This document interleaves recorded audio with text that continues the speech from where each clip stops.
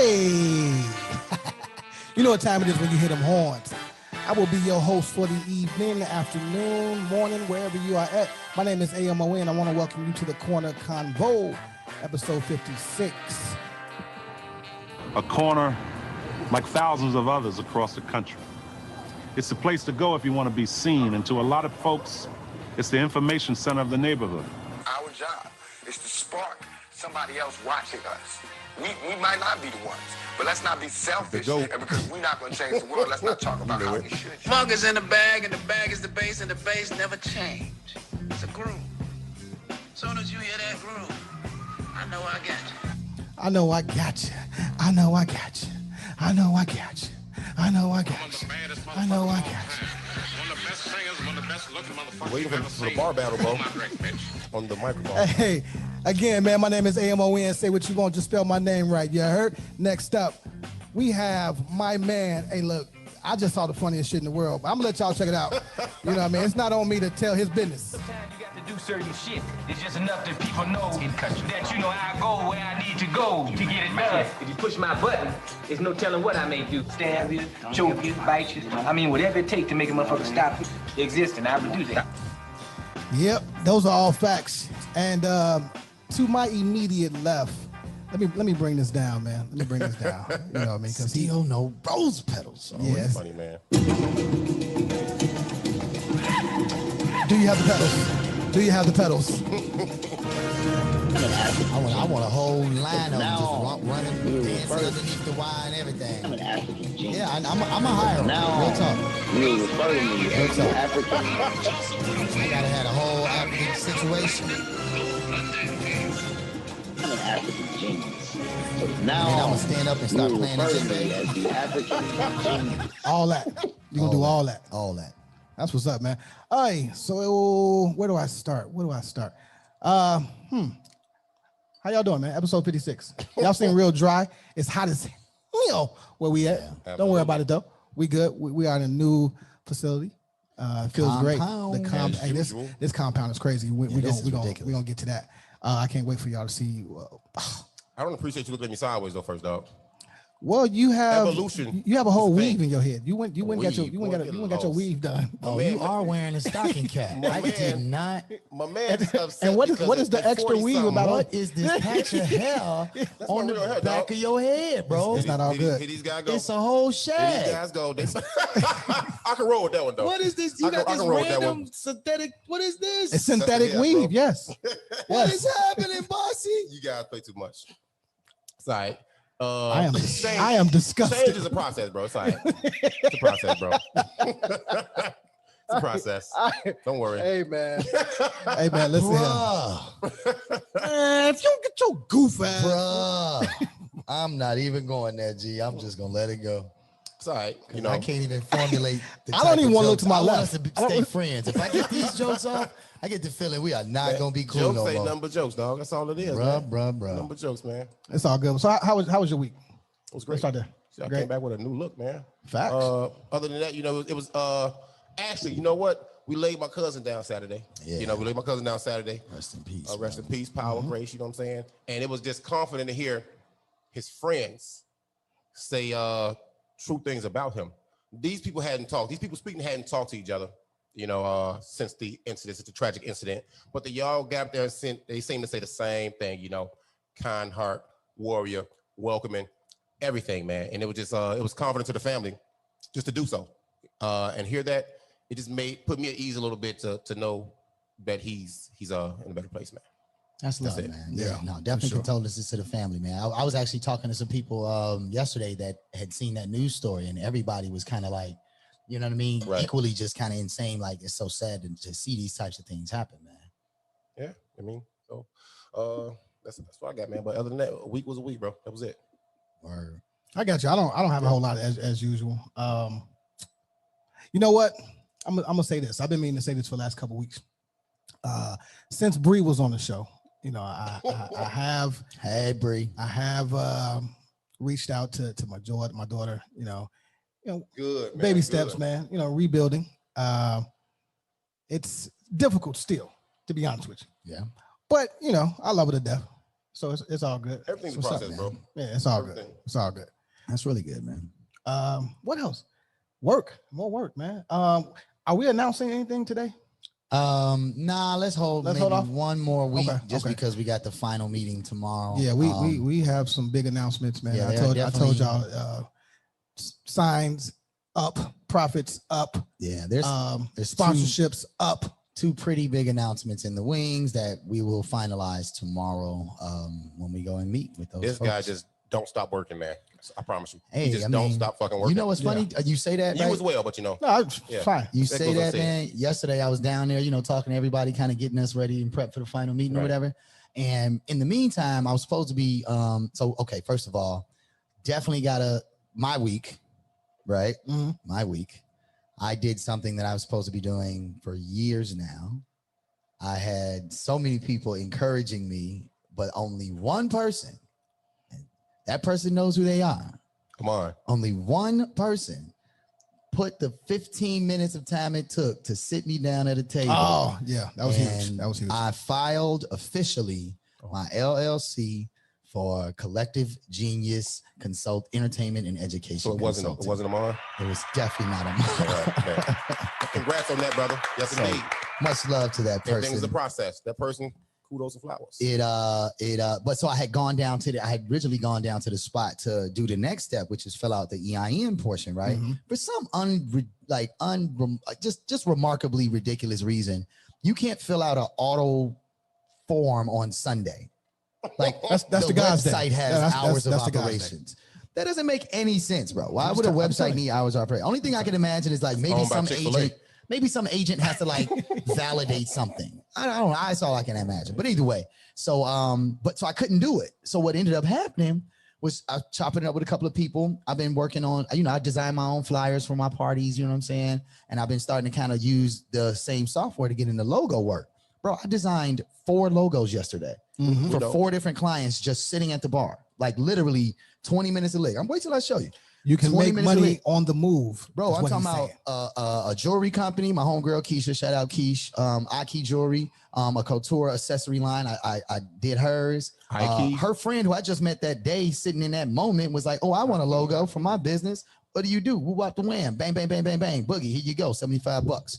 And then real swipe. I'm not joking, bro. No. Like just off a quick 20 minutes. Add up too. Bing, bing, bing. So yeah, man, like when you say I don't stop working, I just found a whole new lane that's gonna come up under this entertainment education consulting space, man. Like y'all not gonna see me in the next 3 years. Y'all better hurry up and get this money. 3 months. Y'all better hurry up and get us signed to somebody, or y'all gonna need a new light-skinned dude. We got 5 months left, bro. Y'all gonna need a new African genius. Give us the whole 5 months. There's only one. Dog. What did my man say? I'm about to blow up. Hey, look. Good. So when I initially saw this, I felt a way. And then I felt another way. And then I felt another way. And I'm talking about Candace Parker being on the cover of 2K22. All right. First of all, I want to say shout out to her. That is an amazing feat. Chicagoland area native. Yeah. And to be the first to something, it has to be commended. So let me start there. Facts. Absolutely. Now. Yeah. Go ahead. We absolutely do that. She get them flowers. Then I thought again, I always try to play devil's advocate and give my a bossy spin. I said, I see the play, right? Because they initially brought the game out last year with WNBA on the game. Now, I played the game. Right. I've never. You any good at the woman's team? Yeah. Okay. I've never even went in that mode to play that game. Right. So my next thought was, okay, they're trying to, again, bring attention and revenue to WNBA. Nothing wrong with that. Wait, what y'all with nothing wrong with that. Right. Yeah. I mean, at the end of the day, you got to think about this, man. Companies need customers. The type of company that EA Sports, who does 2K? 2K. Oh, 2K, right. The company that they are in the business of creating, gamers, people who want to play this game. So you have to think about it. Girls are not traditionally big gamers. Now that's changed a lot over the last, 15, 20 years, right? But when it comes to the sports games, that's pretty much a super male dominated market. But you still have a bunch of girls basketball teams and, girls aspiring to be professionals. So by incorporating it in the same product, you sell more of the same product without having to create a second game just for the WNBA, right? True. More people buy the sell. same product. It wouldn't sell. And you still get the same desired effect, which is more of that market tapping into that game. So no, I think that's wonderful, man. I think it's, I think, look, it definitely makes sense socially in terms of messaging, right? Like the WNBA was one of the stronger presences and voices during this. Like they were the first to come out. They would, before Milwaukee and whatever and Boston decided not to play or whatever, they are at the beginning of it where they all started every game with Breonna Taylor. You know what I'm saying? Say her name, things. Yeah. So absolutely. No, man, absolutely, man. They deserve that spot. And I don't think there's any negative underlying shouldn't be expectations of why, or not expectations, but intentions as to why they did that. I think that's a solid, wonderful thing. When I first saw the cover, I was in sports mode initially. I'm like, they got her on the cover in the Chicago Sky uniform. Okay, no big deal. But she did most of her work as what? A Laker. A LA Spark. Absolutely. You know what I'm saying? So I'm looking like, well, you have to, but NBA licensing, you have to use, she's still playing, right? I don't care about none of that shit. Right. Well, licensing, you can't put her in a different jersey if she's on a different team. Fuck all that shit. You know what I'm saying? But it's all good. But he's absolutely correct, though. You have to do that. I believe you have to do all of that. But I'm like, why wouldn't you exhaust every outlet, every idea you can use to bring awareness to female sports? Because the poster child for the girl dad, Kobe, was doing all of that. You know what I'm saying? They're doing a good job, I believe, of carrying on his work more than ever now. I don't play the game. I've been trash at that game since it came out. Once 2K left Dreamcast, it was a wrap. It was crazy on Dreamcast too. It was a wrap, bro. I never even played it. I would go definitely had that 20 for 90 with Kobe. By the time Dreamcast came out, that was what Dreamcast was around PS2 era. Yeah, PS right before PS1. So 99, 2000. Right before PS1. The Dreamcast was the next, and then all of a sudden Sony dropped this PlayStation, and then that took over. Yeah. Oh yeah, I definitely didn't have a Dreamcast. You know what I mean? But let's not get it twisted. I had a though. Sega Genesis back then. For sure. It's all business. It's all business. Yeah, it's definitely business. It's all business, man. So if you play the game, you're gonna play the game. If not, you even heard Amon just say he never went into the WNBA mode. This is not gonna make a player like him go into that mode at all, but it's gonna attract. It's not gonna do shit for the old fans. Excuse me. Right. Yeah. Anything for the old fans. Yeah. It may attract some new fans, like Kende was saying. So I mean, good for them. It's called business. I mean, I remember they came out with coaches mode. I was the only person in my whole community that played on coaches mode. I bet you smart. You know what I'm talking about? Like, it was boring though, low key. Like, it was not fun. Today, huh? It was not fun. Get loose, man. I bet. Speaking of our lovely women, though. What's up? Hold on, bro. Hold on. Games are for adults and kids, right? Absolutely. Yeah, it's way more adults playing them as well as movies. I'm not gonna let y'all get off this without going to go right ahead. A movie man. dropped Friday. Go right ahead. The 16th, Friday or Saturday, and I went to go see it with my son. You went to the show. You paid money. Yeah, absolutely. Space Jam. It was, it was on HBO, the app. That's cool, fam. Sometimes you want to support your people. Yeah, it is support. I don't mind giving them dollars. Nah, streaming is, you got the app already. You just stream it. Movies and movie theaters are better. Yeah, it's different, bro. Okay. The experience was different. It's okay though. But anyway, motherfucker, LeBron James in the Space Jam New Legacy. All right. Yes. And I'm not gonna give my opinion on which one was better. I do have an opinion on which one was better. But I mean, it's evolution, bro. The graphics are gonna be better because of time. You know what I'm saying? This one had an actual storyline, but I won't stay too long on this. It was an actual message in this movie, man. And it was about parenting, being a parent, and communication. But what people missed in this movie, I think the underlying message was, if you really of that mindset was, if you don't give your kids the attention they need or may ask for from you, society definitely will, because algorithm, that's my guy. These kids have what all day long? Yeah. And what is this built on? It's gonna give them all that BS because you're not filling them up with things that are sustainable. You know what I'm saying? It was really dope from front to back, bro. It started off dope, it ended dope, man. Just family. A lot of black love throughout the movie. It was great. I always love that. I find your take very, very interesting. I'm gonna tell you why. Because when Coming to America, the reboot came out, you hated it, you shitted on it, it was trash. And it also had a lot of messaging in it that you completely ignored. But because LBJ did it really? Actually, it did. I don't know. Actually, it did. I don't know about the message. Yeah, it was. It was because it was about some girl dad and him not recognizing his daughter as being the next. Yeah, exactly. I mean, I haven't seen Space Jam, so I don't know what I'm comparing. But okay, so bottom line is I haven't seen Coming to America 2. Because you're a hater. Period. Because you're a hater. So but no, in truth, I just had to challenge you to keep it 100. Well, to keep it 100. No, I mean, you know what? Go ahead, ask me the question. No. I just said I just found it strange, and I just wanted to let you know that I know. I can't give an opinion on something I haven't seen, though. Well, we'll go watch it. Is it worth it? Yes. No. Anyway, see, there you go. No. Anyway, what I'm definitely getting those as well too already. I'm definitely getting those Space Jam shorts though. Let me be clear. I'm getting the whole uniform. Yeah, I'm gonna be a bum on the court that you don't pick. I'm definitely getting the whole uniform. Got clean, got matching headband, matching socks, everything, matching goggles. Hey, and you know what? Y'all might hate me for this. I Believe I Can Fly was dope. People might cancel R. Kelly. That song back before anybody knew he was a dirtbag. They took that out of Space Jam? No, it wasn't in this new one. Monica for You I Will was a dope song.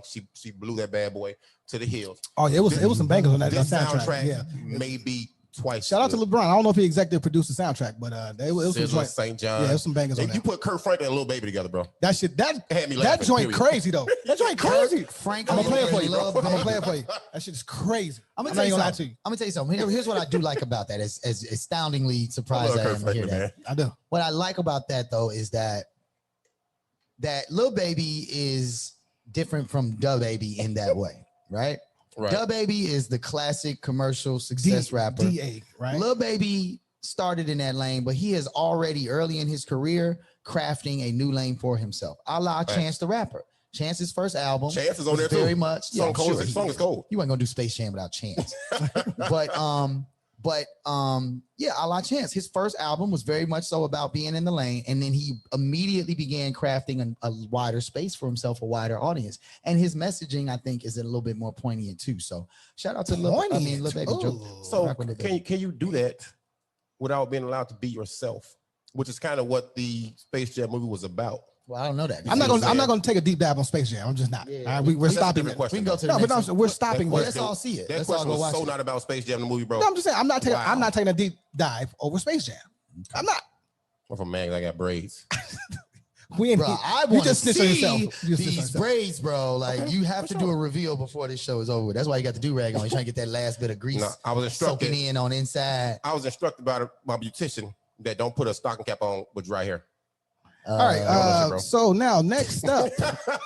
I can't have a beautician. He got a stylist. Did she oil your scalp? Like, did she not put? You did that. I just left the crib. So that's why you got the stocking cap on. Yeah, look, it's awful. I did an awful job. Oh Lord Jesus! Okay. If you unveil this hat and it looked like somebody they trash. Like just balled up. They trash as hell, bruh. So Rakisha can't do my braids from down the street. Rakisha. Okay. No. Yeah, no. Now, here's an interesting story that I thought was pretty dope. There was an all-Black Women's Army Corps unit from World War II.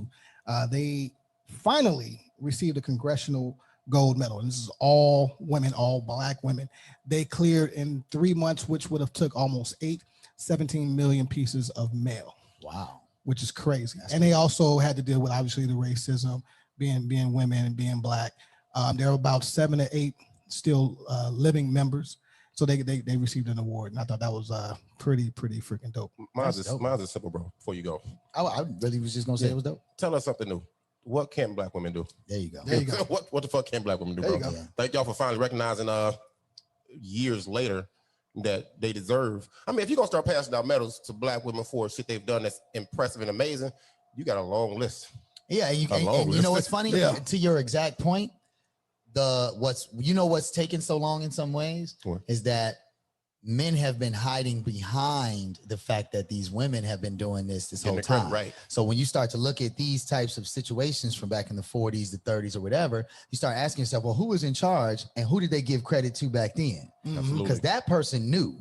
Yeah. Right. And so now that's a part of why it's that unfolding of how long you've been trying to keep these Black women, particularly behind in the cut, but actually needing them to complete your task so that you can get your accolades. Right. So that's crazy. That's dope, man. That's crazy. Before we go any further, man, RIP to Biz Markie, man. I don't even know where to start, man. But that brother there, man, everybody loved him. Right. Probably got one of the biggest songs ever that's still relevant today. Just a friend. How it go? Telling me just, I mean, no, that's the other that one. was a singer right there. Come on, brother.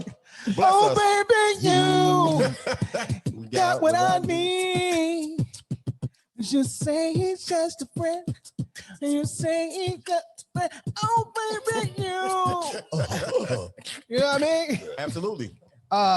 Hey, I love the Vapors. Hey, my man did a set. My man did a set at Tavern on LaGrange. He's sitting right here with us. And he made sure you felt that Biz Markie works. Yeah. Facts. Period. You know what I'm saying? Facts. Yeah, I wanna run this real quick, man, because I thought this was dope. It was probably one of my favorite parts of the movie.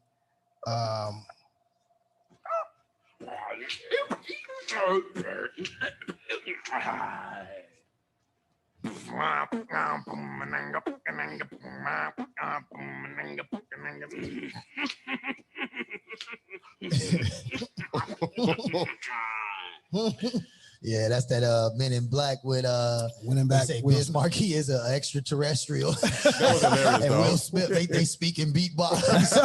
That was, I mean, That but was here's the genius, thing. though. That was genius. It was genius on two levels. One, Biz Markie, as much as I love you and you pass, and God rest your soul, and I definitely had a great opportunity to work with him a couple of times. He wasn't the most attractive brother on the planet. Definitely had a strange, physical representation. But Will Smith's ability to find a way to groove hip hop and the history of hip hop through Biz Markie, because Biz Markie was, along with the Fat Boys, and Dougie Fresh, the epitome of the beatbox, which was the beginning of the hip hop cipher, right? So, I thought that was genius, right? That they made sure. I mean, I'm gonna credit that to Will because I know that was a Will thing. But yeah, man, Biz, man, it's unfortunately, I'm not gonna say it was surprising. He had been struggling with his health for a while, for a couple of years, really. And he managed to fight that, man. But there's a lot of brothers in Chicago that knew him personally, man, and that really are mourning right now. So to all my brothers, y'all know who y'all are. We've kind of been talking already. But yeah, man, peace to the God, man. He was definitely lifelong legend, man. And like you said, that song, Just a Friend, it will never go away. Never go away. Shout out to Mario for remaking that. I was stuck in between Mario version and I don't the like original. Mario's version. Yeah, Mario remade it. Yeah, when he first hit the scene. He made it all. Yeah, he made it corny. Wow, he made it corny. You hate Mario, huh? I don't hate Mario. I just didn't like that version. Does the name Fatback or Drake mean anything to you? Fatback is what gave our old folks high cholesterol back in the day. Did you say Drake? Does the name Fatback or Drake mean anything to you? The name Drake means something to me. I mean, Fatback, I would agree with it, Bossy. Where is this going? Is a real question. Well, so I'm gonna tell you where this is going. The Smithsonian, Anthology hip hop album. And who? Anthology album, right? The Smithsonian Museum is doing the hip hop album, and it's an ode to hip hop. Nice. And the first song is by Fatback, and the last song is by Drake. Oh, interesting. So they do like a through the periods. But the crazy part is it's a 6 CD set. Like, first of all, who buys There's CD? a lot of years of hip hop. Exactly. But it's like 129 songs. The reason why you have to put them on CD though is because that's you can't put a stream or an MP3 on an item. So if it's going to be in a museum, it needs to be a physical thing. All right, but that's dope. That's what's up, man. Where's it gonna be located at? Is my track on there? Did they get mine? No, you didn't make I didn't make list. Is your verse on there? No. I didn't submit mine. Sorry. Who from Chicago's on the list? Did you see the list? Yeah, I do have the list. So we got Sugar Hill Gang. We have Treacherous 3, to name a few. Okay. All the basics. Grandmaster Flash, Literally African everything off of Bambaataa, Netflix. Run DMC, and it so it's just 1 through 6. Carry, and it just goes in time. What inspired this now? I don't know. What inspired this now? No, that's not true, man. I mean, well, you know what it is? Hip hop is now 50 years old. That's what's And expired in that. it's the largest genre of music. It's very remarkable too. Yeah, it's no longer 15, 20 years old. Like, this is now an older genre of music in its age and since its beginning. Like we've always say, they sell you socks, burgers, and everything with a rap song behind it. Period. So I would, if I was to purchase this, I would probably look at disc number 6. Okay, we're talking Dre, we're talking Ice Cube, Sir Mix-a-Lot, Arrested Development, Diggable Planets, House of Pain, Positive K. I got a man. What the man got to do with me? Yeah, Positive K made it. Yeah, that's crazy. Of all the songs, I know there's gonna be some people salty. Wu-Tang, obviously Cream. You know what I mean? Obviously Cream, huh? Yeah, obviously. You know what time it is. A-Ball and MJG, coming out hard. They deserve it. Common made it. You know what I mean? Shout out to Common. Make it.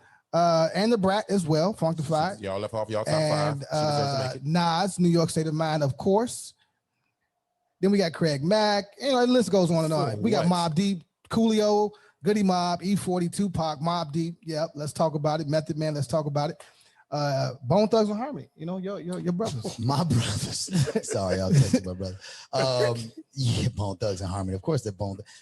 Boom, boom, boom, boom, boom, boom, boom. Don't tell me what you gonna do when it ain't nobody high. Judgment come for you when judgment come for you. Yeah, right.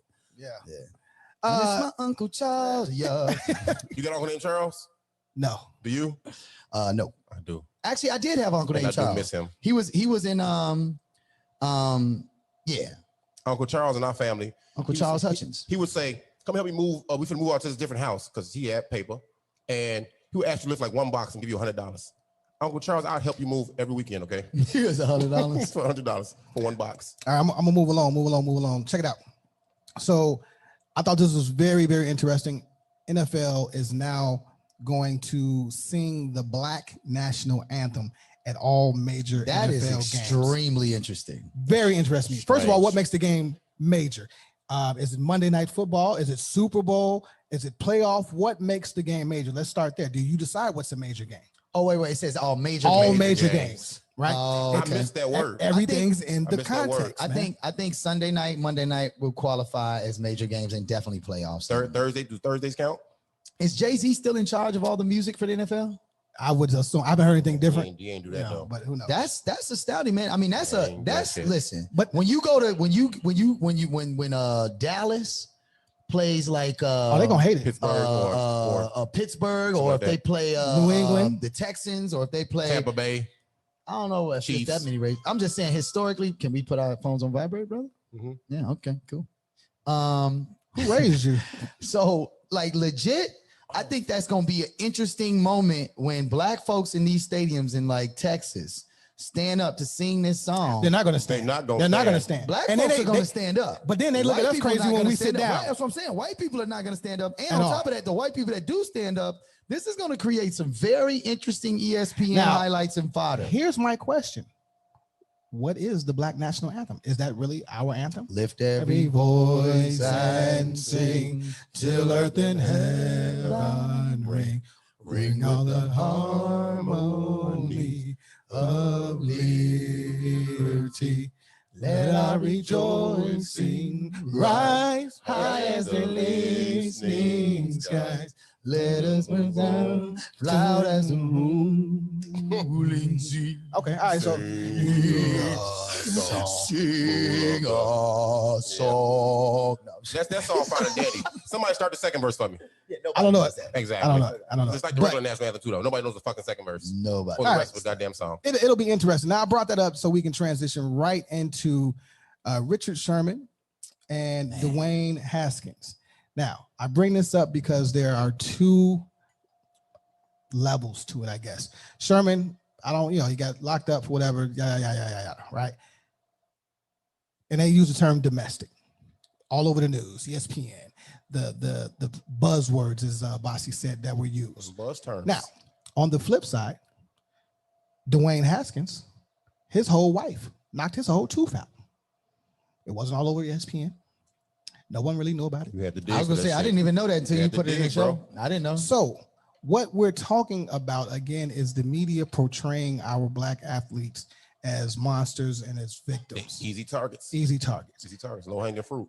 Then when they did the interview as monsters or victims, because those aren't the same thing.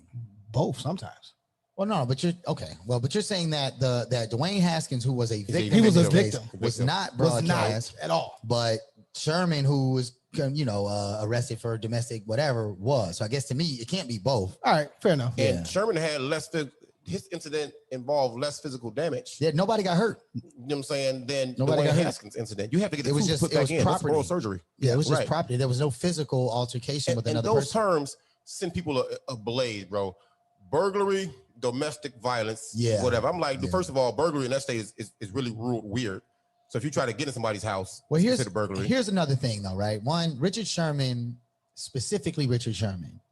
He was the NFL player president for a considerable amount of time, and he was one of the toughest ones for the NFL to work with. When he took over, him, Marshawn Lynch, those dudes, they were already, before just George Floyd thing, we're talking 5, 6, 7 years ago, right? They were really, really, really clear about the black athlete in the NFL being treated properly. Right. So rules about free agency, salary caps, they fought a lot of those battles. So and he's in his retirement part of his career at this point, right?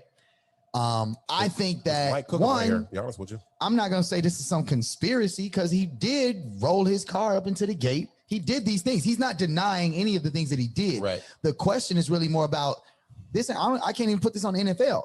This is just how the media has been portrayed, has been trained to portray news. They are trained to make it sound as inflammatory and as outrageous as possible. Buzzwords, yeah. Even if it was like not that deep, right? Because it's a name. So I can't put this on the NFL. And Richard did that stuff. And Richard knows why he did it. And his wife came out and said, listen, I just need y'all to know nobody got hurt. Right. There's a lot more to figure out. But he's a 4.0 Stanford grad. Let's talk about that. Now, see, here's the thing. If he was white, they would have highlighted, hey, Stanford grad. They do give you they would give you your accolades first before they say what happened. They may have done that, but they also would have, the phrasing probably would have been more like, buzz terms. Very, we're still trying to figure out what happened here. Right. We know that this thing, no names released. We know that, everybody knows this. Like they would have definitely painted it. I mean, we say definitely, we don't know, but I assume they would have. Because what we saw, the other example is the white boy that's in the NFL that got into the thing that beat up his girlfriend. That was in the news for all of 32 seconds. 32 seconds, bro. Right. Yeah. So it's like we do know that they cover different athletes, black athletes. And Richard is one of them guys that like, yeah, he got a target on his back because he never held his tongue and he always goes straight, you know what I'm saying, to the top because he can do that. I don't think he negotiates his own contracts. I don't think Amon was trying to put this on the NFL, but like you so eloquently stated, the media, you know what I'm saying, it's all about giving uninformed people information. Ignorant people information.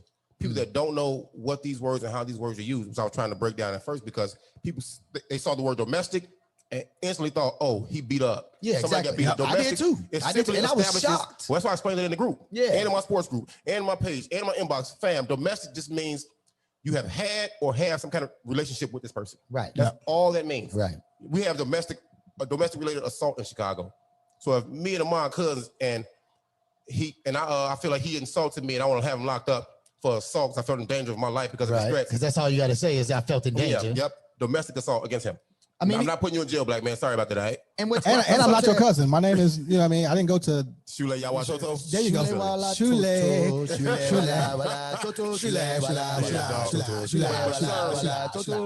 Sherman, I think, is a victim of, like what Kendi was saying. And Sherman was also outspoken during the movement. Right. And it's hard to break down his articulation to make him sound like he's an ignorant fool because of his 4.0 GPA or whatever it was at Stanford, you know what I'm saying? Dwayne Haskins, on the other hand, him being still a star, he hasn't lived up to the potential yet, but still a star. NFL black quarterback. The double standard that's been in this country for years.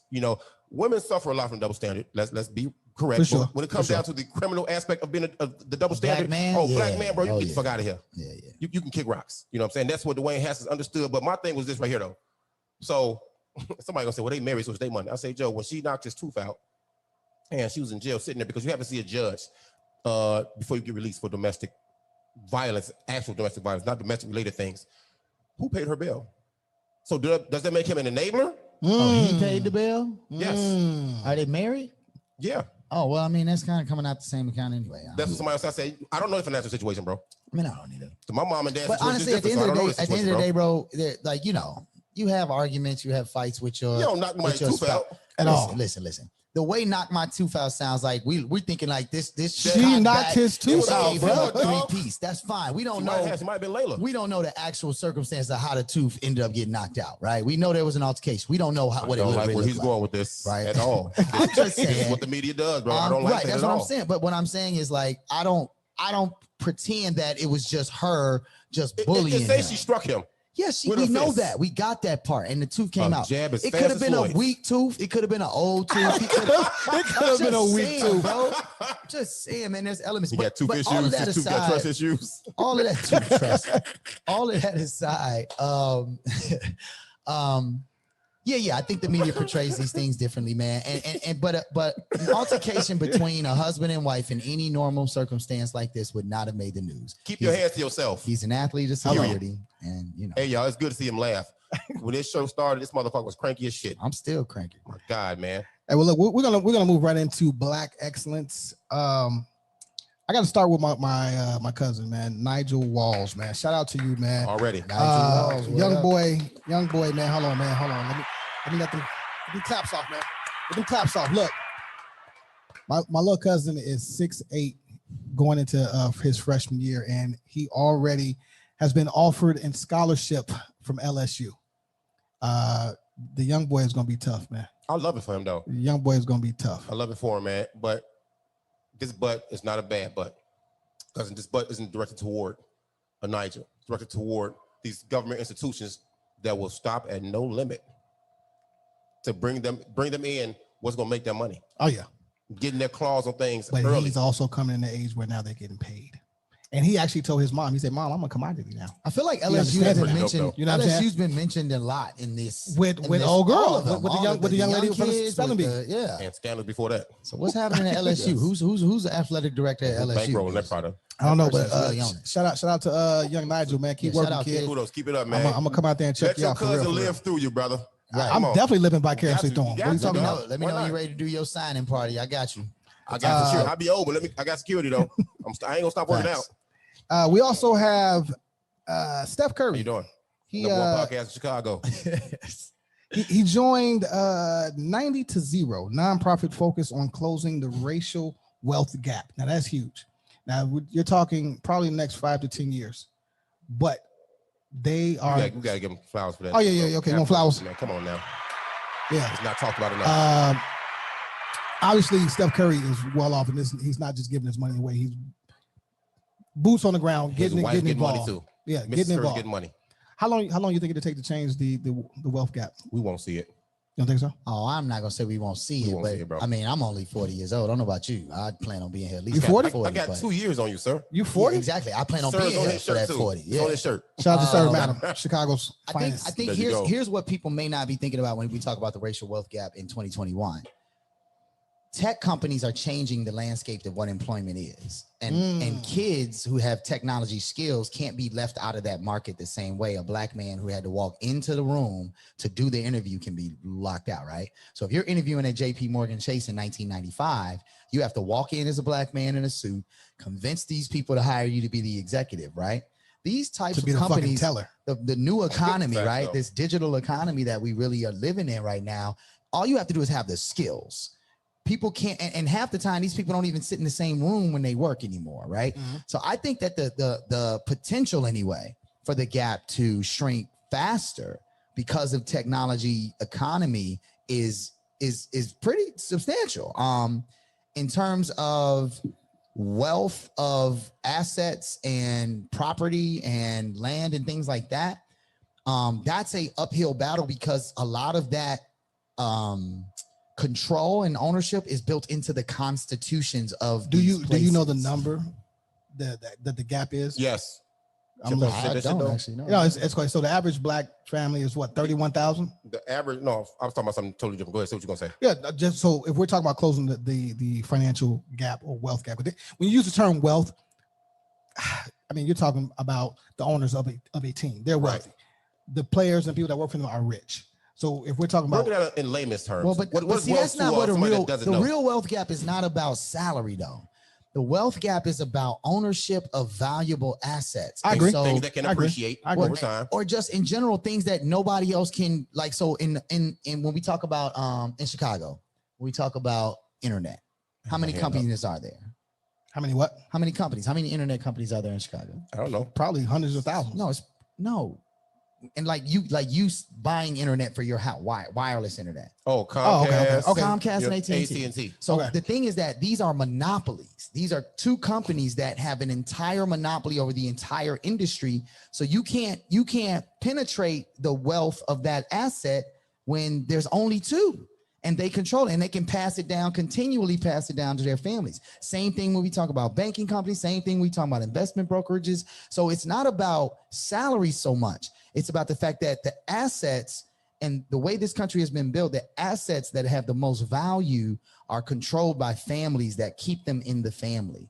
And so that's a difficult nut to crack. This is okay. This is what I'm saying, dog. Yeah, okay. pause. No, it's fine. It's fine. All right, no. It's fine. White America, white Americans have 90% more wealth than black Americans. This is me doing a little homework. Okay. You know what I'm saying? So when I said we're not gonna see it, you're not closing 90% in our lifetime, bro. You're not closing lifetime. And then the wealth gap between black and white Americans is between, by their numbers, you know, these are their numbers, 11 trillion and 13.5 trillion. And this effort by Steph, 90-0 is what it's called, 90-0, is expected to help close the gap 11.5 trillion by $11.5 trillion within the next 10 years. Now see so that, add it up, you might see the end of it, but you're gonna see it like no, I'm not gonna get on Bill Cosby, bro. No, I'm not gonna do it. I'm sorry, but I love you, Bill, but you know, hey, yeah, this ain't whatever. that show.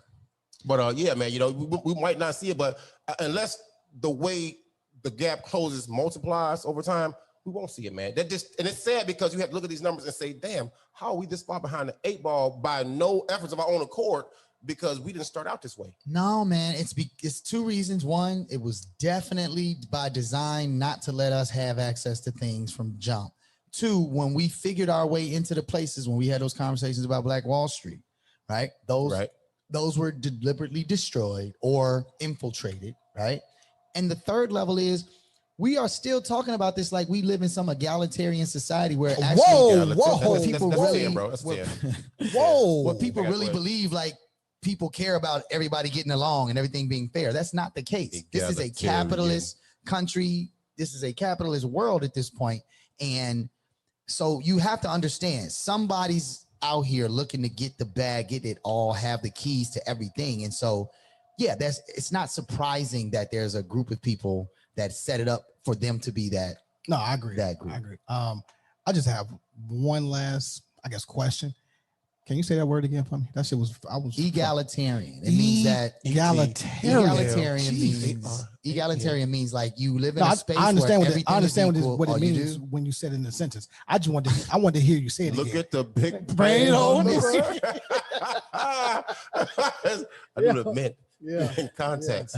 Joe, but you know what though, man? Check out the big brain on Brad. I don't like the fact that it say Brad. Like, yeah, I got you. I'll change that. Brad. But to couple what Steph check out did, the big brain on Mustafa. Let's not look over the fact. I can't remember the name of Aisha Curry's cookbook. No, not that one.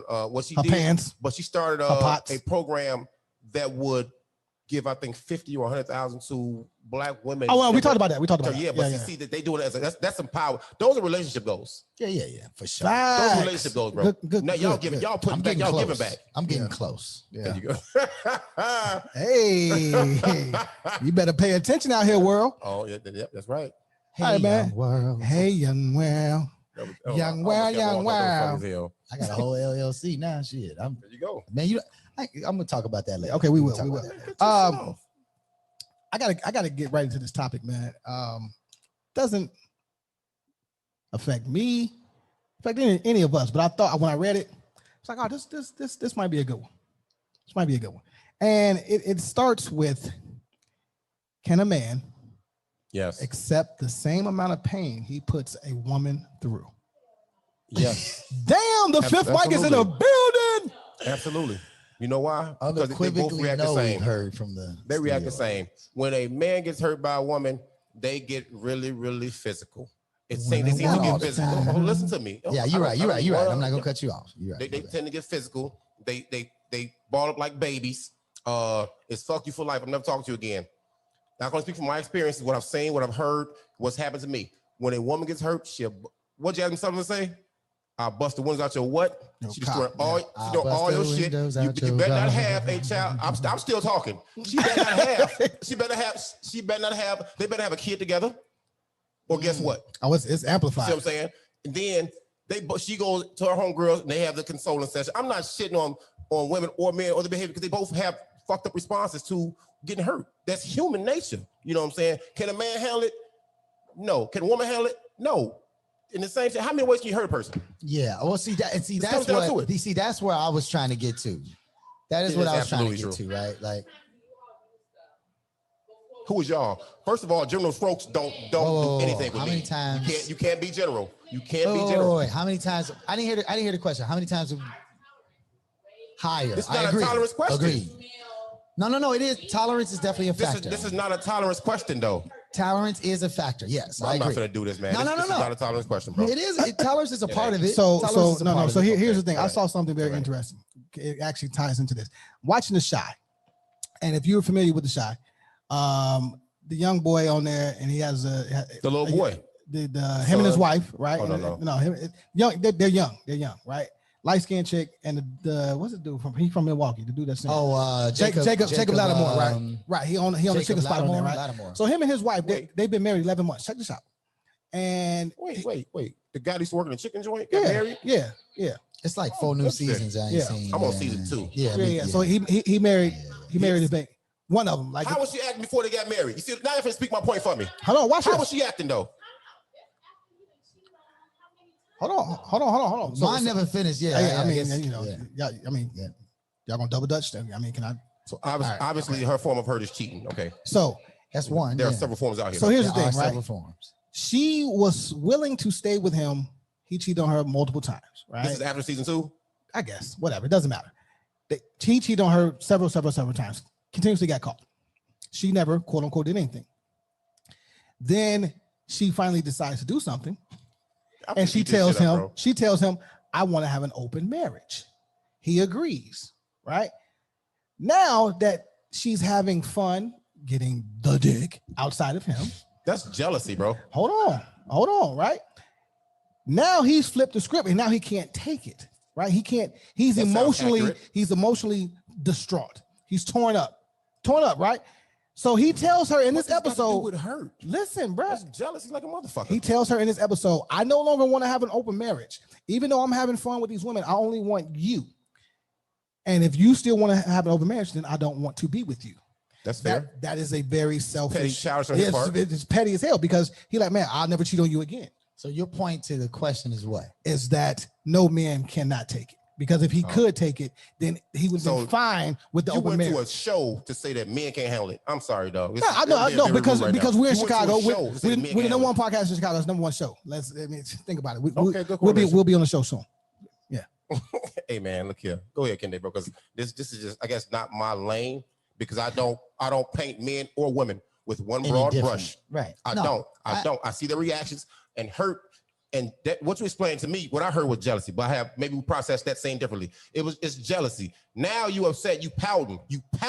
As a man, he's definitely pouting. Because your wife is getting bamboozled in the bedroom. Okay, she's getting bombarded by shit she likes in the bedroom, and you can't help. But when he was doing it, it was all good. He hurt. That's jealousy. And so the question says, can a man accept the same amount of pain as a woman that we put on a woman? And I brought that up to say no, we can't. Now, whether it's pouting, if he's hurt, he can't take it. We act as if women don't do these. They don't pout. I'm not saying that at all. They don't react. That's not you already made it about something else already. Initially, we were talking about look, my memory's short. I'm so lucky. You were gonna say tolerance. That was what you were looking for. It was different than that, but Look, I'll say this, man. I think that what I do hear what you're saying, Bossy, which I do agree with, is that it is too easy to be like, well, men and women do things differently. Women can't do this, men can't do this. Like that double standard conversation, depending on where you are. If you're a woman in a space, like women, when they hear this question, they're like, absolutely not. Like it's unequivocal, right? But in the same way, when men say, can women, achieve the same level of men be like, absolutely not, right? So like, I think there's definitely a danger in painting it broadly as just men and women. I agree with that, right? But when we look at the history of actual experience of men and women, particularly in the Black community, right, over time, it is without question that women have endured triple, quadruple levels of internal pain that in some cases, bro, they are the only ones that they even have to know of the pain. Like there's no outlet for them. Things are different now, right? There's another movement now to really, really, really focus on making sure that women are supported in these spaces, making sure that they have an opportunity to say what they say. But that's super, super, super new relative to the long span of history right now. That's just history. Now, let's just take it out of history and go right to the context. Men experience pain differently. Not just differently. There's two approaches I've seen. There's the shutdown approach. Yeah. There's the Darius Love Hall. Just shouldn't get out. Right. I'm shutting down, or I'm about to, like you said, get very aggressive and kind of very boisterous about dealing with this pain. But I want to hear what you say about women though, because I really just said this shit. Come on, let's get it. But let's get it. Women process don't stop playing on me, man. Men don't tend to process their pain, is what I'm trying to say. Men tend to feel the pain and then react about the pain. So when they women process their pain, they take the time to sit through what's happening, why is it happening, what are the potential angles, and so to the original question. Where's this study at? Again, y'all are going on different tangents. The question is very simple. Now there are levels and different dynamics to the question. No, it's can a man accept the same amount of pain? You have a biased point of view. Yes, it is simple. What do you mean?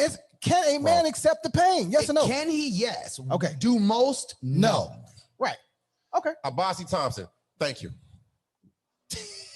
I'm gonna thank me, motherfucker. That's what you said? Yeah, I'm gonna thank me, dude. Because y'all trying to remove the human element out of it and just make it a gender thing. I'm sorry. No, I'm doing the opposite of that. I'm saying not to make it a gender thing.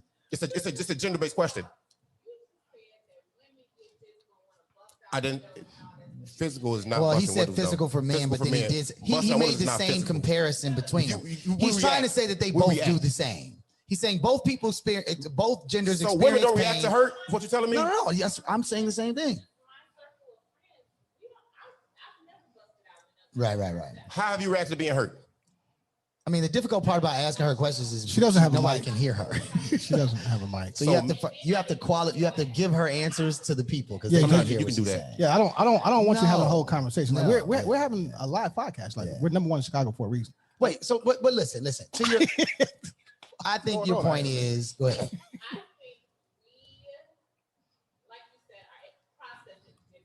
Right.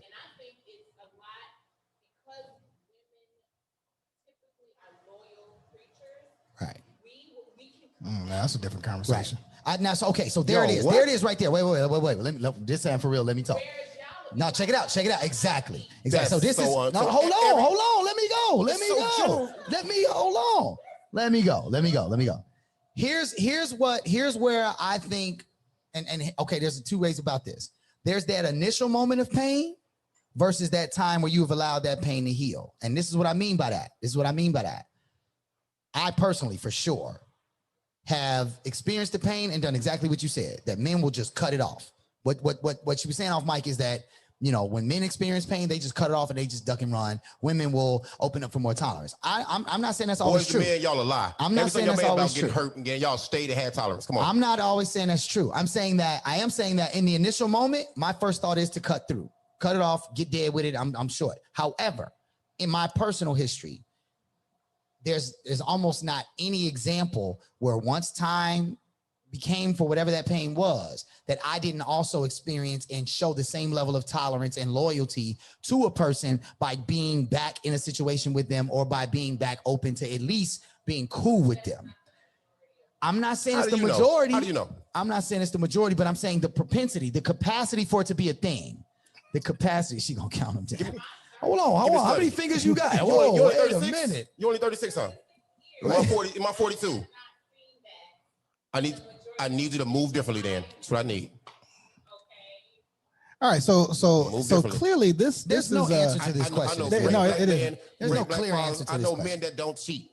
I do too. I know men that have been hurt and stayed. I know these things, but see, I've been that guy a couple of times. We can't give concrete answers. We can't paint generally. We can't do that, man. It's not fair. And we've been accepting unfair brushstrokes is Malcolm X today. Forever, dog. And it don't make no goddamn. I'm upset that it's in 2021 and we still going by archaic shit. I agree. Conveniently. No, thank you, man. I'm sorry. Men get hurt now. Of course, we should. I would rather a man say, "I'm gonna cut myself off from her," than put his fucking hands on her. I agree. I would rather a woman say, "I don't want to see no woman cry. I don't see nobody cry." It hurts when I see men cry. This is a different conversation too. I hate when I see men cry because We were taught that men, I'm talking so fucking fast. Men, so fast. Men I hear you, are though. supposed to be strong, you know what I'm saying? So you look at them crying like, damn, that's fucked up. But when a woman cries, supposed to be soft, you know what I'm saying? It's like, that's trash as well, too, you know what I'm saying? Because when somebody's hurt, they fucking hurt. Period. You know what I'm saying? So don't look at hurting somebody, a different gender. You can't see it as being different, though, dog. It's not fair. Hey, well, it's not fair at all, man. I'm not afraid to cry. I'll shed these when I feel the need to cry, I'm shedding these tears. It is what it is. It is what it is. I think that we everybody, that's an individual thing. Men may process it differently, yes, absolutely. I think they can process it differently, but still a case by case basis. Yeah, the core of the question. So what about a man that is not considered? And I hate it because it's so touchy. Not considered hetero, because people look at the alternative lifestyle as softer, and they say sometimes. What is? I don't know if your sexual preference having to do anything with processing pain, though. I think that's a on the. Well, I think this that's is such a touchy conversation. I know. Go there. So slow down, so that you don't say nothing too hard. I'm very intelligent, bro. But no. I'm very intelligent. I didn't say you was. I said slow down. I just said slow down. How did that translate to you not intelligent? I gotta tell somebody that. No. I guess what I'm saying is that I think that what you bring up in that is the idea that people perceive homosexual men as softer. Thank you. Right, I was gonna say that, but I guess your sexual orientation does not dictate how you process pain at all. Correctly. Pain is pain. I agree 1,000. Okay, I know. I was just trying to help make it clear that we agreeing, because you sound like you were about to jump off the goddamn roof with no parachute. She said that we've been taught not to be sensitive, so we process pain through that filter. No, that's a true statement, though. I don't teach my son that. Period. You don't, but the majority of men have definitely been taught not to cry. Bro, embrace your fucking emotions. Embrace them. Okay. They are you. But you're the minority. You're the minority in that regard. You want to go jump on him or something? No, it's her dad. How did that make you feel when you saw your dad cry? Because I cried in front of my daughter. Now you don't ask her questions off mic. Okay, yeah. All right. You know what? You're right. You're right. We're gonna get back to that. We're gonna shut it down and bring our guests in. Okay, I'm sorry. We're gonna leave out on this then. See, we can't keep saying we are the generation that's changing things and still abide by that and go back to that and swear by that kind of shit. We can't do that, bro. I don't think nobody here was saying this is true. We were asking the question. Yeah, we were asking the question. Nobody here is supporting that. All right. Yeah, nobody here is supporting yes. We will debate later. Yeah, we definitely will. But I definitely have a great. I'm gonna say this so now. Fast, man. Because that's where you're going, bro. Your engine just ran. It's over with. I gotta let you go. I gotta let you go. I've noticed, man. Like when we get to talk about the man woman thing, you really get it clear. You do not like that line, brother. I was not aware. It's so divisive amongst our culture, bro. It is. That's true too. Man versus woman, it makes me sick. It's so divisive between us. I hate it. Excellent point. I want y'all to remember this and table this. Crying in front of a woman. Are you okay with it? What does it do for you? You know what I mean? You better be ready though. Yeah, I know. I'm ready. If y'all ever get into it, I think I cried last week. Yeah. Yep. Generalization. All right. What did you say? I didn't hear what you said. I didn't hear what he said. So, what did he say? Oh, that's not true. That's not true. I expect you to say that. That's okay. Where are we at? Where are we at? We in the compound? Oh, we're in the compound, man. We are on the south side, man, and I wish we had like a full-scale camera crew. Right. Y'all have no idea. This is a 3,000 square foot facility. 40. Oh, sorry. 40,000 square foot facility. Get it right. It's split between art, as you see behind us, art gallery. It's a husband and wife that own it. And a live showroom for interior design company that appliances, right? That the wife of the couple runs, right? Progress. And if I'm correct, I believe they actually not only just buy furniture and design. I think they actually make and design the actual furniture that's everything in here. Is so this is another level for us. Let me just be real clear. We are really, really, really a step above our element at this point. We don't get that though. But listen. We are super excited. The place is called Bourdeau. We are on 83rd and Prairie, right? Princeton. Sorry, 83rd and Princeton. Listen, this is Black excellence at the excellent level of excellence, man. We're gonna bring the brother on, who's a family friend of mine. They've known each other for years. His artwork used to be featured in Mama Phillips. Is that her? Right. Mama Sharon? They call him nickname Mama Sharon. Mama Sharon. That was the kids call him. Yeah, Mama Sharon's gallery when she had it in Chicago. The artwork, I wish we could show you all of it. Obviously, you just gonna have to come here when it's open for gallery. But we chose this one because it's symbolic of, you know, this show in some ways. So. It's such a nice pocket in this area. When I pulled up, you had cats playing golf. Yeah, man. I'm sorry. But and he's gonna talk about that too, because he used to be on the north side. So he's gonna talk about that too. Bad. For sure, it's the Corner Convo. We'll be right back after these messages. 56 of the Corner Convo. We are at the compound, as we like to say, because again, one of the reasons for this show and one of the ways we approach this show is we want to highlight the spaces that are Black owned, Black operated around Chicago, because this is not what you see on the news. You don't get access to this information. Nope. So we want to show you not only the space, but also highlight the people that curate the spaces, build the spaces, and operate the spaces. And today we are at Bourdeau Griffin Design Center, which is a husband-wife owned company and station. What is it, 40,000 square feet? Is that what you said? Yeah.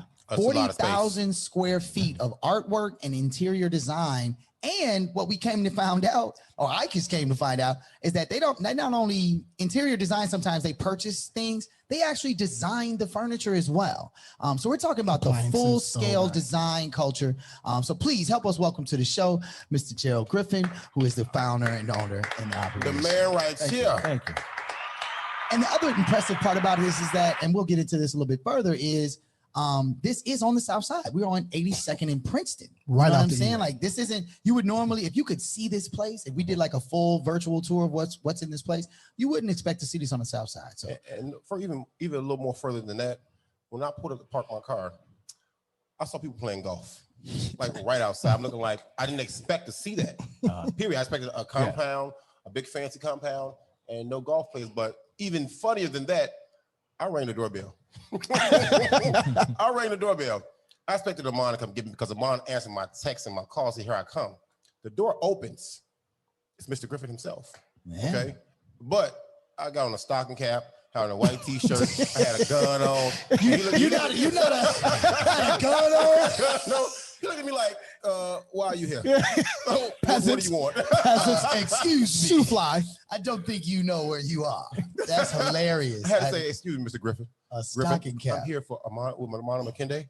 He said, you know what? All right, come on in. That's hilarious, bro. Hey, he didn't change his tone because he was doing something else. He didn't change his face. That's a man you know who knows how to move with sharks in the water. Hey. You can tell he's been in the business for a long time. Hey. Period. So I want to just come out the gate and say thank you for inviting us in. Facts, man. And congrats on this, man. This is impressive. No, this is very, very, very, very impressive. The space is here for the community, so I want you guys to be a part of it. I appreciate that. I appreciate that. I do have a funny story, man. So off mic, and I'm gonna go ahead and just put it on mic now. I was hooping. This is how you know Gerald has game. And everyone isn't allowed in this space. We weren't at the Y. We weren't outside. We weren't at your local export.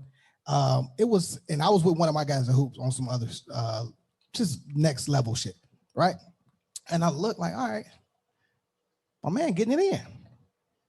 Wait, where was y'all at? You never said it was like some what was the presidential something? East Bank Club. East Bank, I think was East Bank. Yeah. Look at that boy. Yes. A ball player know what ball players play ball at. Exactly, right? So, you know, it's levels to that basketball thing. So again, try to stay out this conversation. Now, so we in there getting busy. I had a membership. I know what you're talking about. So we in there getting busy, right? And he got this nice jump shot. I'm talking about mid-range crazy. You got it like that? Yeah, mid-range crazy, bro. You know what I'm saying? I'm like, all right, okay. And again, I knew he was older than me, but I'm like, man, I'm finna get my shit off, right? I can't remember who won the game. Played a couple more games. The funny thing is, about a week later, he's at my mama and dad crib. I'm like, dude, what are you doing here? Right. So then I get to saying, like, damn, did I almost fight him? Did I cuss him out? What do we do? Like, is he finna snitch on me? And he was just like, nah, man, your son's a good guy. He can hoop. It just really dismissed me. Like, it was just funny as hell. And your own parents. Yeah, man. And I definitely had crossed him up. Do that to you too. And I definitely crossed him up, but he don't want to talk about that. Uh-oh. Yeah, I think that's when you was asleep. He said that's not a real thing. Wow. Wow. See, this is what I'm talking about. The reality, the other guy tried to gas you up, tried to give you all this love, like he was nice, and now we get the truth. Well, as a basketball player, you're supposed to say that. That's right. Can I just start here real quick before anything else happens? You're born in Chicago, right? Born in Chicago. Raised in Chicago, right? Yeah. What high school? We know that you can't be in Chicago and not love music. Oh yeah, you gotta love music. So we have this running thing we have several guests on the show. Jonathan Swain, Dave Jeff, Success Junkie, Mama Fresh. Just go down the list. The show, Amanda McKinney put together a great show. I'm just here. Okay. So if you had to list, it don't have to be rap or R&B, it can be anything from Chicago. What are your top 5 albums from artists born in Chicago? Born in Chicago? You don't have to rate them. Just name 5 that are really good that may top your list. Wow. On the spot, y'all. Yeah, on the spot. I don't know who was born in Chicago. It don't make look at it. Start naming them. You from know Chicago or names, born in Chicago? Well, both. Either way. Whichever way you feel it. Yeah. Oh, wow. Man, that's tough, bro. Is Curtis Mayfield on the list? Yeah, Curtis Mayfield, okay. of course. We're not going to force feed your answers, okay? McKinney Okay, gave you a lifeline. He's good. Yeah, he is. Curtis Mayfield was in Chicago. Good lifeline, Kende. Yeah. You want to take a pass? We wait. Nah, R. Kelly's a good R&B artist. Okay. I like his music. Only his music. Thank you. Disclaimer. Only his music, Gotta y'all. clarify. Man, who else is from Chicago, man? Man, you Shaka got Khan's from Chicago, right? For sure. Now he's warming up. He's warming up now. I'm warming up. Okay. Let's see who else from Chicago. You can name him. You can name him. There you go. Lou Rawls. Oh, yeah. Lou Rawls is from Chicago. Okay. He ain't that old. He get one lifeline, okay? Right now. He get one lifeline. 50-50. Wow. What about my jazz, man? Anybody jazz? Go ahead. You got Buddy Guy, right? Buddy Guy for sure. Buddy Guy's blues, man. It's still music. Ramsey Lewis is jazz. We just said bro. music. That's it. Okay, Ramsey Lewis is jazz, but we'll come back to you on that. Yeah, come back to me We'll on come the back last to you on one. that, man. Because that was a random question that nobody agreed to ask. Nobody Bossy agreed to just ask. What about the Jacksons? They're from Detroit, but They from No, Gary. they're from Gary. Gary, Indiana. Yeah, Indiana. cousins, There you they go. cousins. Yeah, Yeah, that's it pretty counts. close. It That's pretty counts. close, right? If it takes less than 40 minutes to get to where you're from Chicago, It's like East probably Chicago. count. Milwaukee's North Chicago. Gary's East Chicago. Yeah, That's what I'm yeah, saying. That's there right. you go. Okay, there you go. Okay. So you took me around the space and I saw some amazing things.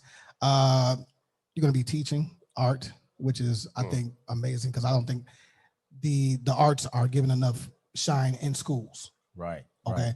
Right. So when you showed that to me, it was right in line with my question for you. What is the actual long-term goal for the space? Wow. So the long-term goal for the space is it's a multifaceted space. It's a design center. So we house different businesses here. We have an event space. We have a museum gallery. We have a not-for-profit art education school. Okay. And we have a general contracting firm and an interior design firm. Oh, wow. That's all under one roof. And all those different services are available.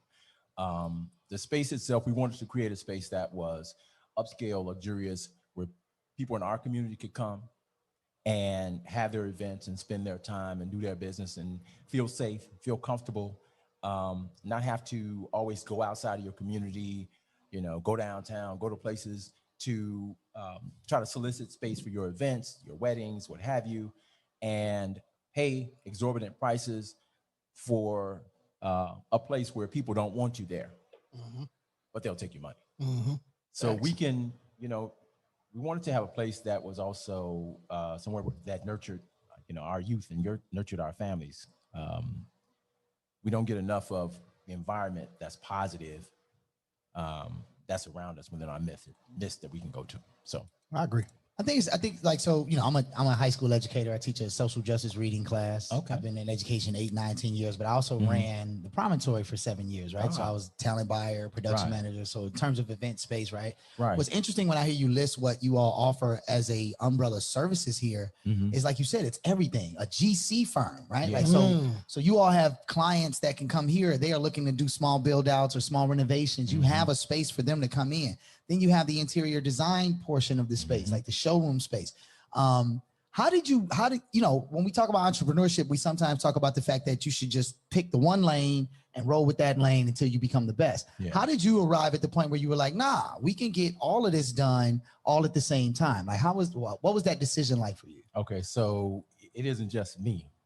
It's me and my wife. So my wife is a interior designer, architectural designer, product designer. And she's been an interior designer for about maybe 30 years. She had a 7,000 square foot showroom in Florida. And I convinced her to move to sunny Chicago and, share the space with me. Sunny Chicago. Sunny Chicago, right? Look at that game. I had a art gallery in the River North. You did, and I've been I'm an artist too, and have had a gallery for a number of years. Have shown my art around the country. It's collected by different museums and things like that. So I've been in the art business for over 20 years, and it was just a natural progression to be able to want to share my experience with others. There's a lot of people say, oh, my son, my daughter is talented. You know, what do they do with this? How do they come to the realization that that intangible talent is valuable? Thanks. And the Artist Life not-for-profit is basically an art education school that teaches entrepreneurship.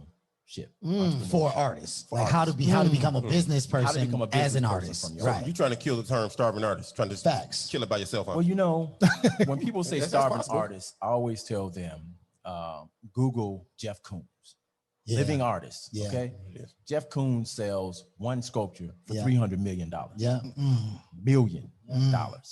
Oh, they heard you. So artists don't have to be starving. Facts. Right. Facts. You know, that's a misconception. Got it. So how do you reach your clients? How do they find out about you?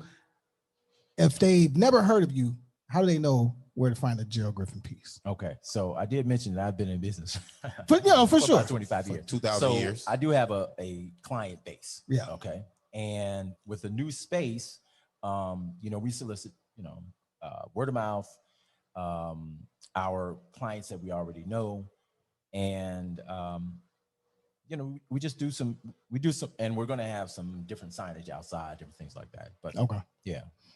That's amazing, man. I think so. Referrals is real big. Okay. Even getting into that point, right? So like we talk about this idea that, you know, art, the value of art in the most times is in the eye of the beholder, right?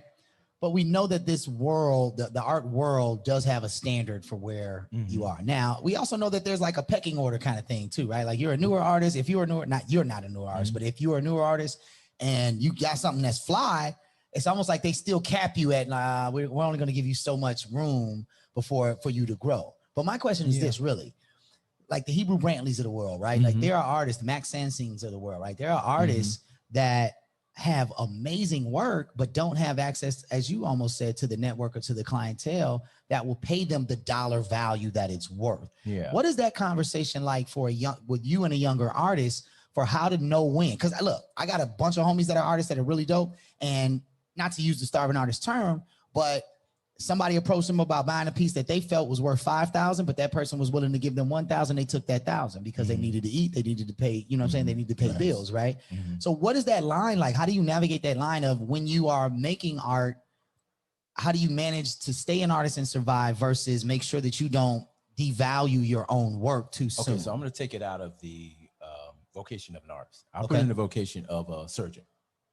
So you've got a seasoned surgeon who's been doing surgeries for 30 years. He's the head of the department at a hospital, major hospital, right? And you have a brand new surgeon who's just got out of medical school, just as talented as this guy of 30 years. But the guy who just got out of medical school is not going to get the same kind of money, same kind of pub or anything else as this guy who's been in it for 30 years, because he has 30 years of experience and credentials to back up his story. Proven, right. Same thing with an artist. So an artist can be great. He just stepped out the box.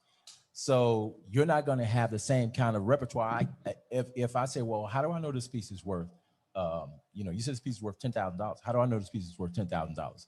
If you ask me that, I could say, well, I can take you to, the Art Museum of Greater Lafayette, where one of my originals was purchased by them for $25,000. For them, okay, got it. So there is a provenance for the work. Got it. So I'm not just randomly throwing $25,000 on his piece. You got facts to back it up. Waiting on it's facts to back it up. There's experience to back it up. There's a resume to back it up. I don't think a lot of people know that out there. I think people that are not really a part of the art world, I think we just generally look at it like, well, because you got that cliche where somebody takes some paint and they splash it on something and they go, oh, that's worth $70 million. So that cliche kind of came from this artist Jackson Pollock. A lot of people Jackson Pollock for sure, right? Jackson Pollock and was in New York, and his wife was kind of his manager, so to say, his art agent. And she got introduced to the Guggenheims. And she was saying, oh, my husband is an artist, on and on. And the Guggenheims had a museum. They had connections to art critics. They took Jackson Pollock. They said, okay, we like your work. We're going to pay you a stipend. We're going to pay you, I don't know, $50,000. You can live on our farm, give you a place to live. And all that you create, we own. That sounds like raping you. Robbery. He just go there, he could paint, and we're going to give you a name. And he struggled with a lot of things. So they started putting his work out there. So, but he was an alcoholic. He actually died in a car crash. He died coming back from a binge and crashed into a tree on that property. But now, for $50,000, if he created 500 paintings, they had the position to make Jackson Pollock into Jackson Pollock. One Jackson Pollock today sells for about $50 million. Wow. So for them, it was a great investment. They had the position and the, and the presence to be able to take this artist to the stratosphere. But Jackson Pollock could have kicked the bucket over on all he wanted by himself and just put it out there. Would he have gotten that result? But he would have, because he didn't have access to the network to be shown in those particular spaces. That, and it's the same thing. You talk about musicians, same thing with musicians. You might find a musician who you may not think they're that talented, but they have the right network and they're top of the game. And then there's somebody that's like us, extremely talented, and you say, wow, how come they don't have that platform? It's just they don't have the right connection. Now, have you always been into the arts? Like you always just been able to see something in your mind and just put it on canvas or on paper? Always. Natural born. No, it's a real thing. No, I mean, as a kid, I could draw a little bit, cartoons, Batman, that kind of stuff. I was not really into art. It was just a hobby. Okay. And not until I was in high school. I had Which high school? You went to Sin, right? You went to Sin, right? So my first high school I went to. That was trash. First high school I went to was Austin High School on the west side. All right. What's that? Well, I'm sorry about that. I only went there 1 year. My man. Hey, smart man. Salute. And then my family moved away, so we moved. And I graduated from Benito Juarez High School in Pilsen. I know. And we beat Juarez by 40. I said sorry. You weren't on the team. I went on the team. Obviously, you know what I'm saying? And I was in an English class and I was doodling. I finished my test. I was doodling. This girl behind me was like, oh, that's pretty good. We the artists for the school newspaper. And I was like, I'm not really interested. We write our own stories. We have deadlines. Sometimes we get out of class. And I was like, oh, back up. We get out of class. Right. Get out of geography. Get out of class. That's what's happening. So anyway, I went and talked. We talked to the teacher who was in charge of the school newspaper. And she said, you're really good. What art classes do you have? I was like, I don't have any art class. I got general music. So they changed my classes. So counselor changed my class, put me in Studio Art 1. Really? That's how you know you're good. You had a good school counselor. Yeah, good school counselor. Because I took Studio Art 1. My teacher was Mrs. Unger. She was a graduate at Art Institute, and she started introducing my work into contests. We're gonna do an oil painting today. Really? Paint anything you want. So I painted my hand. I don't know if paint, so I painted my hand, and they were like, "Oh my God, this." Who taught you how to paint? I'm like, we ever seen it? I'm just drawing with paint. Symmetry on them fingers. Now, what does your inspiration come from though? Like, I've seen your work for years, and I always wonder, like, when you woke up, you say, okay, yeah, this is what I'm doing today. Are you always working on just one piece, or is it multiple? You wake up, you do one, I get back to it. So the inspiration for my work is really, I'm having a conversation with Black people, with the Black community. Yes. That's what my work is about. Okay. This painting behind you. Yeah, I was just going to ask you to explain that. The title of this piece is The Guardian Spirit. Okay. And just looking at the piece, you see this brother, his hands are tied with the American flag, shackled with the American flag. And he's nude, basically. He's at the end of his rope. And on either side of him are these two figures. They represent see no evil, hear no evil, speak no evil. So you see their eyes are closed, their ears are closed. They're not concerned with his struggle and with his plight. Right. And the pavement is wet. The whole ground is wet. So you can see the skyscrapers, you see the reflection of them on the ground. So although he's at his lowest and he's looking down, he's looking at a reflection of the sky. Wow. So he's actually looking up. And when you're at your lowest, you fall on your knees, you pray. And I believe that there's a guardian spirit. There's a God inside that can lift you. If you look in his back, there's a figure there's in another his back. back That's dope. that represents the guardian spirit inside of us. So Definitely didn't peep that the standing first in his time. back. That's a little style called dualism, where you have an image within an image. Right. And same way, under the city's skyline is a dualistic image of the 3 pyramids of Giza and the Egyptian Sphinx. Let's see. Look at the big Very brain elaborate. on Gerald. And the reason behind it is showing that those skyscrapers that were built, the science, the technology that went in that has its roots in the history of Black people going back to antiquity. So you have within you, inside of you, the capability to create all of this. In fact, everything that you see is a reflection of yourself. So you really don't need those 2 figures on the side. Everything is inside of you. So that's what the Guardians do. Man, what's interesting is when we first walked in, we were trying, I mean, this place is huge. There's amazing art everywhere.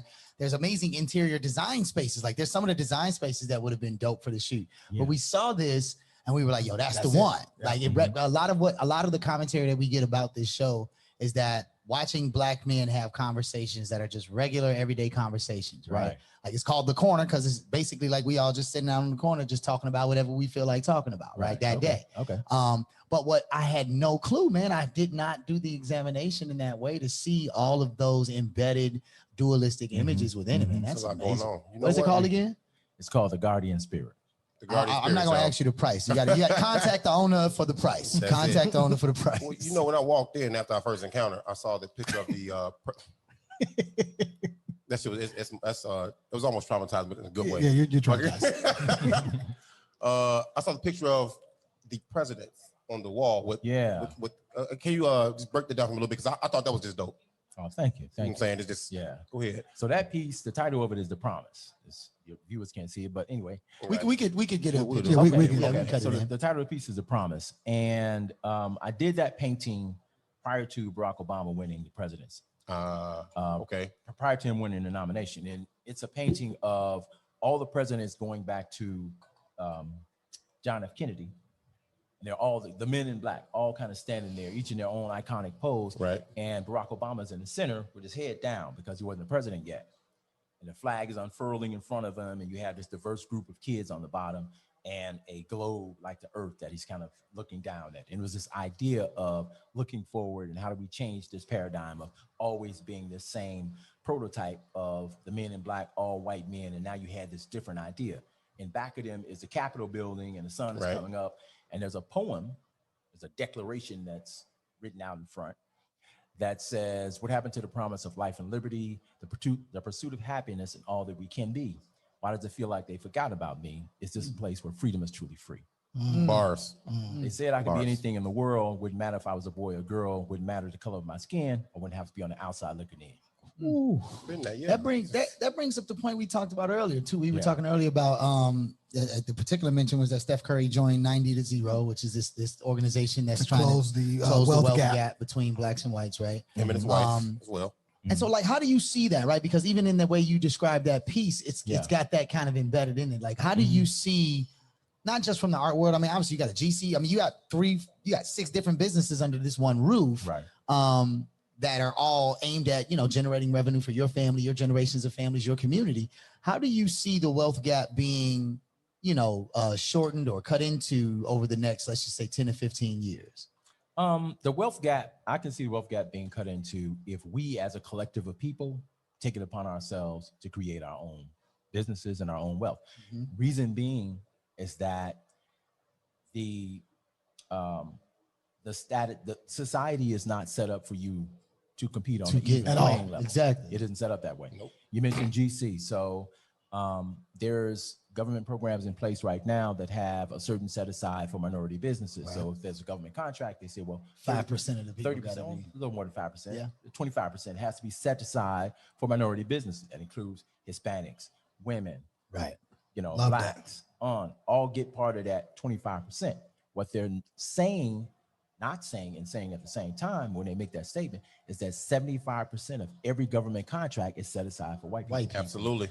That's crazy. That's interesting. Do the math. Think about it. Stop being happy with what they give you. Right. You happy with splitting up 25% amongst six different groups. Right. One group is to say, all right, we'll keep this 75. That's a brilliant point. Yeah. That's how you know, and you subliminally, we don't look at these things and say, how does that help the wealth gap?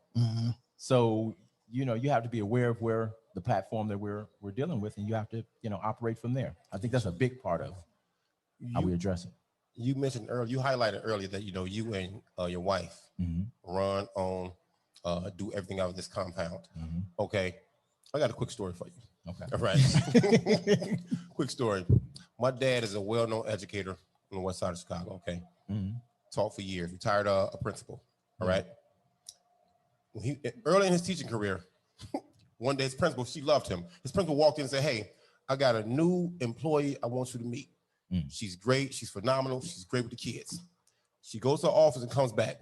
She brings my mom in. My dad didn't know my mom had applied for the job. This is the truth. All facts. Love your mom and dad. All facts. So my dad, obviously, you know, he's a man of commitment. He sticks to his word, unlike his son. So I'll bail out in a fucking heartbeat. I'm sorry, but if it gets bad. So my dad, at the end of the school year, he switched schools. He's quit that school with another school, left him money by himself. I'm like, okay. I heard the story when I was a little bit older though. I say that to say this. How is it? You know what I'm saying? How is it you work with the missus? How's the relationship here versus at home? And do you take work home with you? Because 24/7 is 24/7. You can't extend it. You can't short it, man. You know, so if things aren't what they are, then it's a different story. Okay. So first off, we own our businesses and everything. So there's no such thing as getting off work. Yeah, exactly. Exactly. Okay. All these things are always facts. on work. Yeah, I'm up all the time. So we're here, you know, 24 hours. We're not 20, but it seems like it. Yeah. More than enough. Yeah. And I don't overshadow her with what I do. I was an independent business owner before we got together. She doesn't overshadow me. So she has her own identity, her own business, her own. So there isn't that competition. Yeah. I mean, we're who's in charge type of thing. We're a family. Yeah. Right. And you know, when you're a family and you're working together, it's just natural. I mean, you know, everybody has times when they need some space and things like that. I was going to ask that. Well, y'all got plenty of space. I'm glad you covered that. Yeah. But I have time to do space. I'm go outside and play golf. Right. So as an artist, you actually spend a lot of time in your studio alone. Sure. You know, creating work. Play basketball. So I'm headed to the gym. I mean, so we have our times apart. We do our separate things and we come together. So you have children? You have children? I do. Yeah. One, two. How many? Can they play and can they sing? Two daughters. Two daughters. What ages? One is What ages? 28 and 32. Oh, they grown. Seasoned. They grown. What do you feel like you are most proud of for them, or what? I maybe not proud of. You're a parent. It's hard not to just be proud of your kids. What are you most excited about for the opportunities that they have in front of them with what you know about them now? Okay, Cassie lives in London. Oh, that's flex. Hey, step number one. All right. Flex. Thing out there. Pop the collar one Savannah's in time. Atlanta. She has her own store, Good. You know, boutique store. Dope. She Design like art, like clothes and clothing. Okay. You know, all kind of events. Oh, well, we need to pop up. That way? So their own path. We need to. We're coming to ATL. Yeah, facts. When the Corner Convo tour starts can't we go to London? next June. We definitely going to London. What you mean?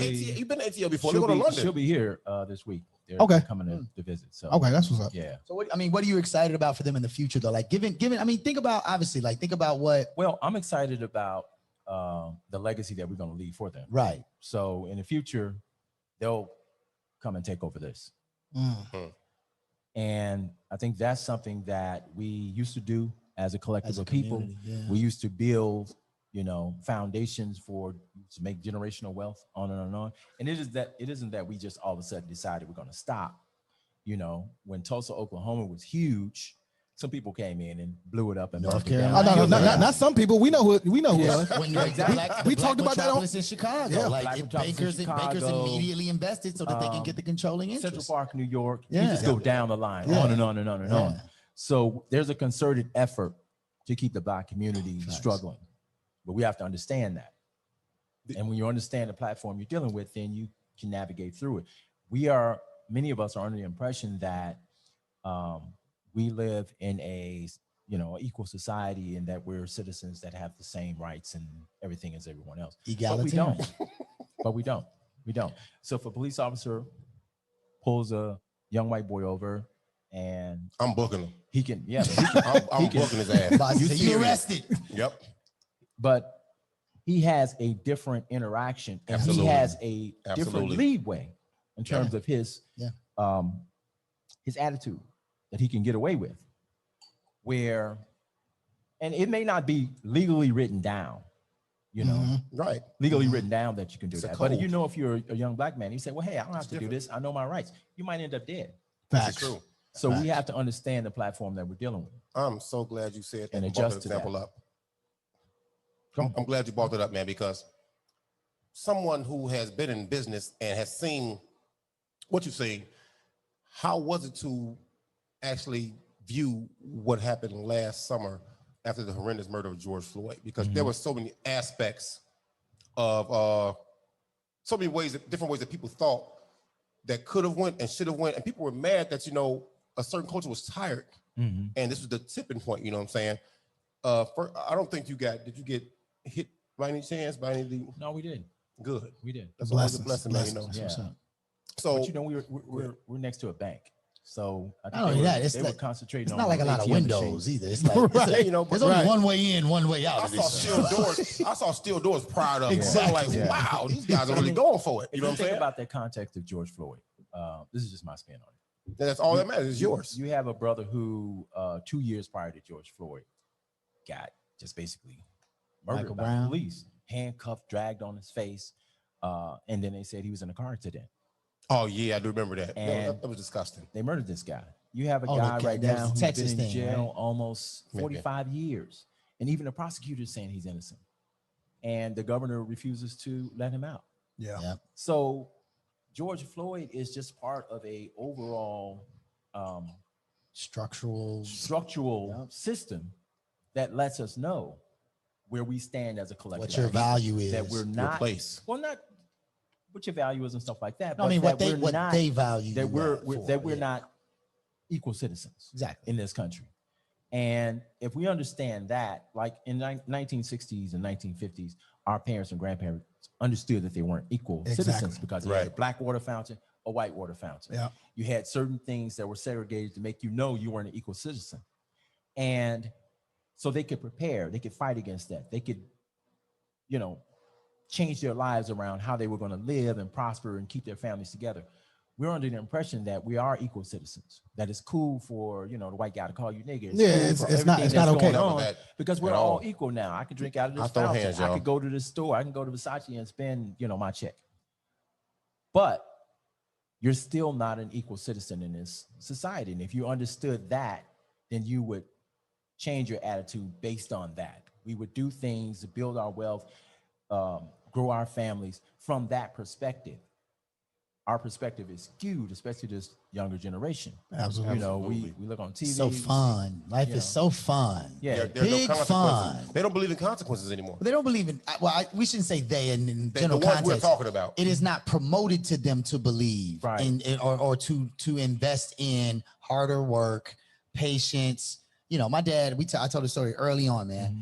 I used to go outside, cut the grass for $10 a week, right? Just so I can go to the movies or whatever. Shovel the snow, rake leaves. And cutting grass ain't like some super scientific thing. You take the machine, you turn it on, you run it up and down the grass, and then it's done, right? So I would do that, and I would boom, boom, boom, boom, boom, boom, and then put it up. Hey, Dad, I'm done. And he would tap on my shoulder. I'm like, all right, I'm finna go to the court with the homies. Hey, you didn't sweep up the grass that was over there.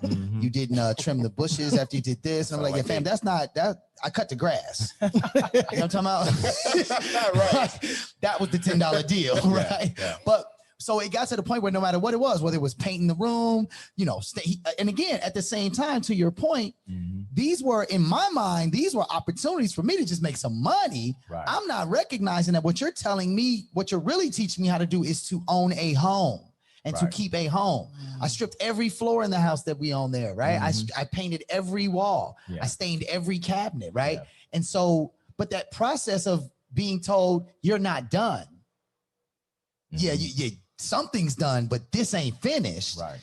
Changed my ability. So instead of me it got to a point where I got so tired of him coming to tell me to come back to do something that in that moment where I was about to cut that corner, you just go, nah, you know what? Let me just do it right now. Like he's definitely going to call me back in. So I think to your point, like I do think that the younger generation is sold a bit more of a story of just wake up tomorrow, believe you can be successful, and voila, you're going to be the most amazing person in the world. And we know that nothing happens like that. Nothing happens like that. Yeah. So let me ask you this: coming from the old school, and now we're in a whole new generation.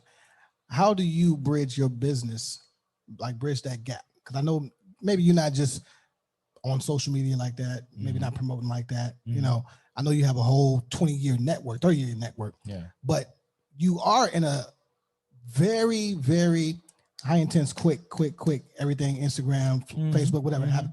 How do you get into that space? Do you hire someone for that? So we have a presence. We're on Instagram, we're on Facebook, we're on, you know, all the different Twitter. Can you throw them out there? Throw the actual, is it all under Bourdeau? Yeah. I think Instagram is G Griffin Fine Art. And there's a Bourdeau Griffin. Both can be found on Instagram. Okay, gotcha. Facebook, Artist Life NFP is on Facebook. Bourdeau Griffin Interior and Architecture Design is on. We have about 4 or 5 different Facebook pages. We're out on social media. Yeah. So we do, you know, we promote things that way as well. Yeah. Now, are you in tune with the term NFTs? You love that. You I love do. that acronym, I do. bro. NFT. You've been trying to get this off for like 7 shows. Because your artwork. So basically, what NFT is, I have to always explain this. Sell you Bitcoin. I just want you to know that. So NFT is a digital imprint, right? Where someone can come in here, take a picture of your artwork, and then hold it as an asset in the digital space. But that's well, go ahead. I'm sorry. So now, if I take a picture of this, this is mine. This is my NFT. I got it from this angle with all 4 of us here. This is mine.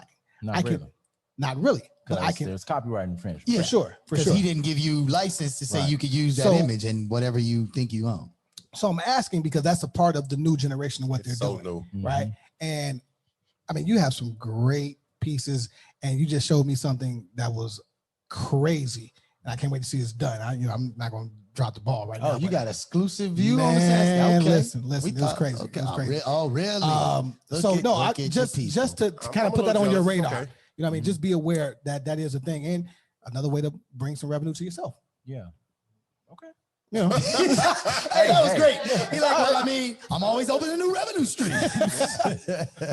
Hey, yeah, okay. Oh, that's cute. You know what I'm saying? It's really good. You know what I'm saying? Cute? Yeah. Come on, man. You play ball. Who you got in the finals right now? I got 2 or 3 questions. Who you got in the finals right now? Have you been watching? To win? Yeah. Unfortunately, I think the Bucks don't win. What you mean? Exactly. Unfortunately. Oh, you saw the first 2 games. No. You're a Chris Paul fan. No, you're a Chris Paul fan. Yeah, I'm a Chris Paul fan. So I wanted Chris Paul to win his championship. I mean, I want the Bucks to win it too, but the Bucks gonna have a few. They got more opportunities. I think Chris Paul's time is running out. So that's why I said I want Chris to win too, but Jay Crowder makes me sick. Gets my nerves. I would fist fight him if I saw him in the street. I never. You know what? Jay Crowder is the new Dennis Rodman. But you know what I don't understand? No. The new Dennis Rodman is Patrick Beverly or Draymond Green. But what I don't understand when I hear a sports debate, which team's gonna win? When somebody goes, I don't like that guy. Man, that has nothing to do with the game of basketball. Facts. Like, you know, again, I want Phoenix to win because there's a young man, Javon Carter. Shout out Proviso. You gonna get Javon? There's a young man. I'm he gonna get his because he might not get this ring, unfortunately. But so yeah, there's invested reasons why you may or may not want another other person. But from a basketball perspective, you think Milwaukee's gonna win? Why? I think Milwaukee's gonna win from a basketball perspective because I think they're a more talented team. This is true. You know, really, and they play defense better. And they can he talk? Can he talk? Can he talk for a minute? They really have the only superstar on the court, only megastar on the court, bro. Yeah, and they taller. That's true. I mean, he's other than free throw shooting, man. Oh my God, that's unstoppable. Facts. Unstoppable. When you want a quick bite, forget the fancy restaurants downtown or Naperville or Oak Brook. You want a quick bite? Where do you go?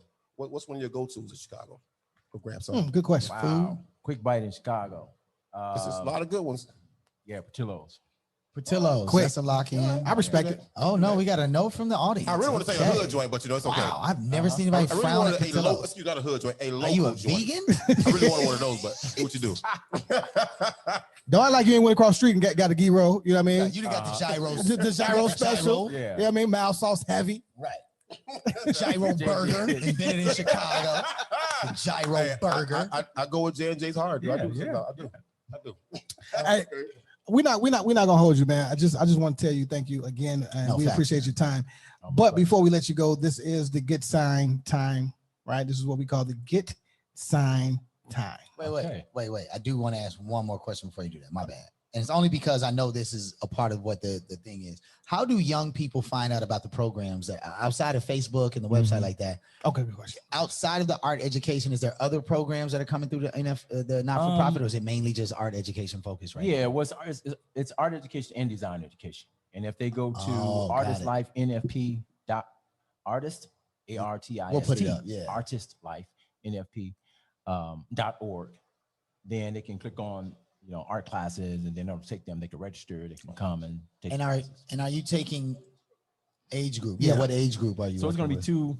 That's a good question. It's going to be two age groups. One is like 12 to 19, and then the other is 20 and above. Oh, okay. And 20 and above is almost like artists. I'm so glad I thought of that. What age group? Good. Because I know a lot of seasoned artists who they may know about their craft. They don't know anything about framing. They don't know anything about writing their artist statements or putting together a portfolio, or how do they deal with museums, or how do they interact with, art fairs, and how do you next level thing. That's huge. It's just good artists. The business. Or you may have How do you artists. get in? $1 million business. How do you get in? Period. Right. Exactly. Right. Okay. And there's a certain protocol. Are you also like accepting like people who want to offer other programming similar and like partner with you in the space, or is it just going to stay as a in house? not-for-profit, you always want to partner with other businesses, especially other NGOs, and you're trying to do things to help the community. So if there's, in fact, my cousin, who is a kind of a musician, rapper, or whatever, he has a stage play, comic book, interactive whole thing, a not-for-profit that he's doing, and we're partnering. I'm partnering with him with Artist Life for some of the different comics stuff that he does. Graphic things that he does, animation. So that'll be part of some of the classes that kids will learn about. There is Harry Malone, who's the community VP for United Fidelity Bank. They have a not-for-profit teaching kids about entrepreneurship, opening bank accounts. So yes, that's important. Yes, our Artist Life program, it's like 12-week program. So you come in, the first part of the program is techniques. The second part is curation, where you learn about curating and framing. The third part, we're going to have an exhibition. So in the gallery, all the works will come down, all the student works will go up. We'll have a black tie exhibition. They'll sell their work. So their work will be for sale. Nice. Everyone who's interested in their work, they're going to take their names down, start building up their collector base. When they sell the piece, they'll get a commission on their work. Part of that commission has to go towards opening a bank account. So you'll start off learning how to be an artist. You'll end up having sold a piece, you have had an exhibition, you have and you're building your collective base, and you already have a bank account for your business. So how do you go from having talent to understanding entrepreneurship? So that's kind of a phase one, and then that's amazing. That's what Jeff was saying. Jeff was saying, like, he uses his art to attract the people in his community and his network that he's working with, but then he has the other walls are other young artists that don't have access to that, but the people that come to see him and the people that are part of his collectorship, they can see them too. And he said out of his own mouth on the show, their art is better than mine. And we didn't show the other art on there because it's also, you don't want to show art digitally and give it away. You want people to come and see it. Like it's not the same way to do. But I don't say that because nobody's art is better than mine. Hey, talk your shit. Talk your shit. But low key though, the time span of that program, 3 months, is equivalent to a semester in college. Yeah. Almost. It's get them accustomed to I hate to call it institution, but it's an institution. No, it is an institution, bro. They're called Institute of Art Design. Institutions, we've had black institutions. Facts. And we have to build churches institutions again. Yeah. Exactly. You want to go that conversation? No, we are not. Oh boy. No, we are not. So as Kende pours his last, what is this here? I don't know. New Zealand ingredient. No. Shout out to brand. Yeah, because they didn't cut the check. It's a Sauvignon Blanc. It's got a nice little Sauvignon. Get your sexy ass body, fam. Go somewhere. Again, we're looking for new artists during our Get Signed Time segment. We do this for a reason. People love it, and you're here, and we about to sing, man. Okay, what are you gonna sing? We're gonna go with Mike. We're gonna go with Mike. You know, we. What are you gonna say? We are one band, one sound. Okay. Okay. All right, let's cue it up. But they said you were a singer. They said you sang back in the day. Fell in love. Do you remember the time? I'm gonna do the bass line. Do you remember the time when we fell in love? Do you remember the time? Remember my baby. So y'all just doing the chorus. Yeah. I'm just listening. Yeah, you the lead singer. You the lead singer. We got the ad libs and the. He said, I'm just listening. You and me Get that shit. till dawn, 2 or 3. What about us, girl? That's enough for y'all. That's enough for y'all. That's too much for y'all. Hold on, man. He got a 6'9" falsetto. I just want y'all to know. Let him get jump off like that. Yeah, I know it's jealousy, man. So I don't know. Hey, listen here, man.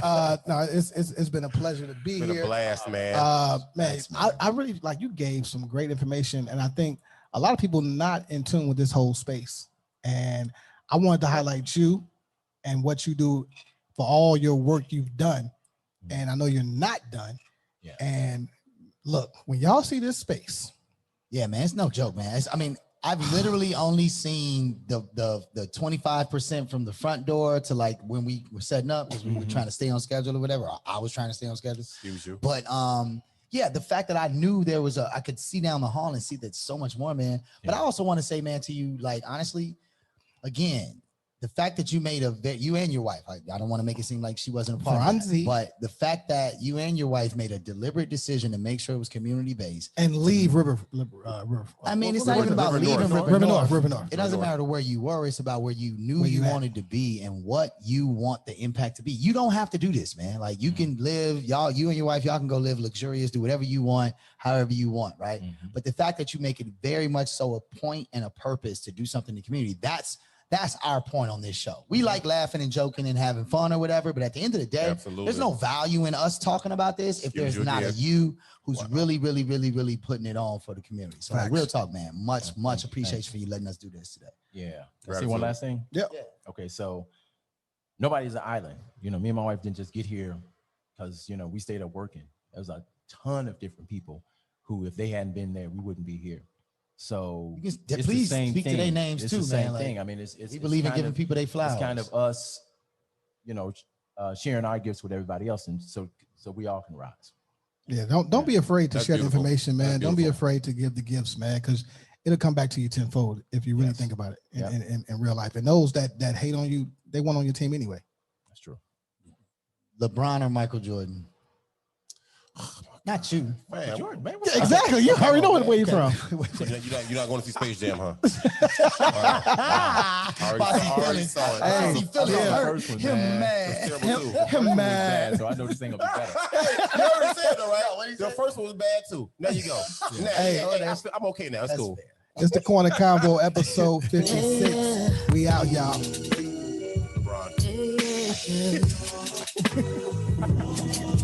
On the corner.